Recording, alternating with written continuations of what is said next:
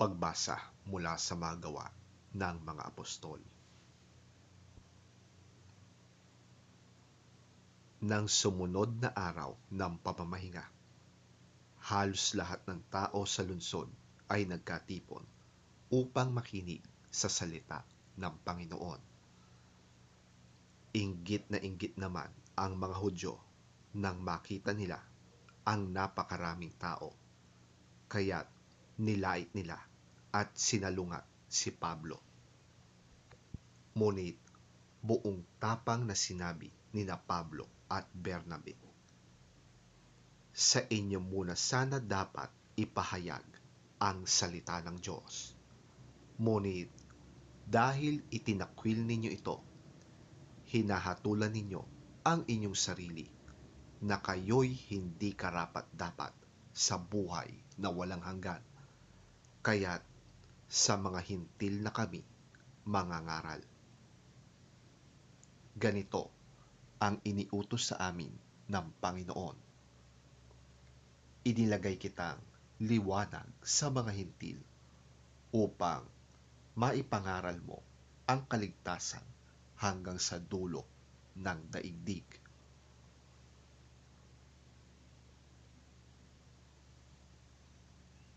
Nang marinig ng mga hintil ang mga salitang yon, sila'y nagalak at nagpuri sa Panginoon dahil sa salita niya, at sumampalataya ang lahat ng hinirang para sa buhay na walang hanggan.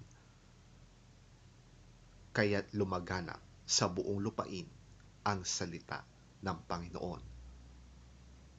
Ngunit sinulsulan ng mga Hudyo ang mga pinuno ng lungsod at ang mga debotong babae at kilala sa lipunan. Ipinausig nila sina Pablo at Bernabe at pinalayas sa lupaing yon. Kaya't ipinagpag ng dalawa ang alikabok sa kanilang mga paa bilang saksi laban sa mga taga roon, at sila nagpunta sa Ikonyo.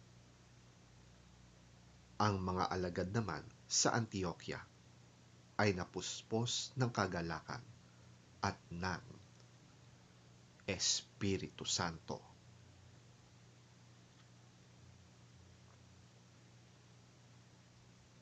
Ang salita ng Diyos. Salamat sa Diyos.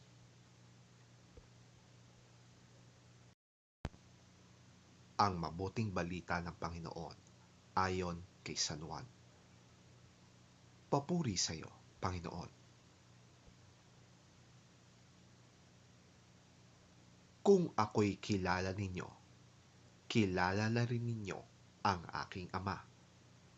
Mula ngayon ay kilala na ninyo siya at inyo nang nakita. Sinabi sa kanya ni Felipe, "Panginoon, ipakita po ninyo sa amin ang Ama, at masisiyahan na kami."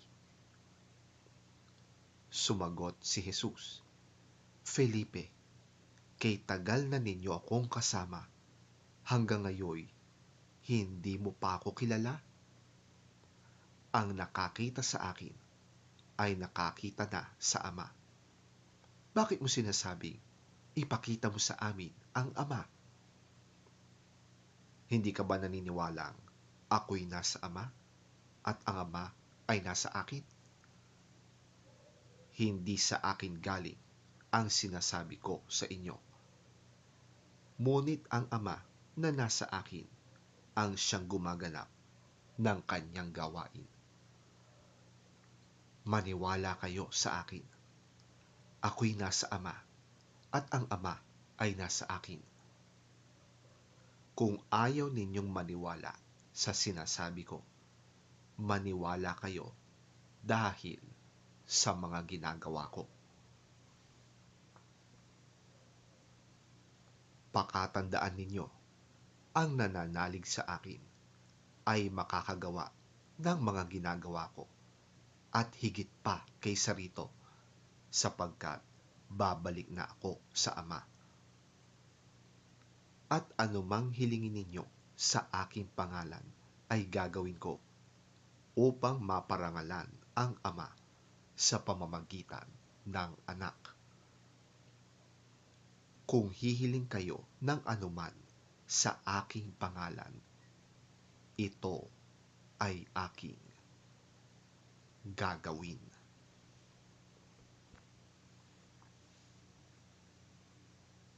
Ang mabuting balita ng ating Panginoon.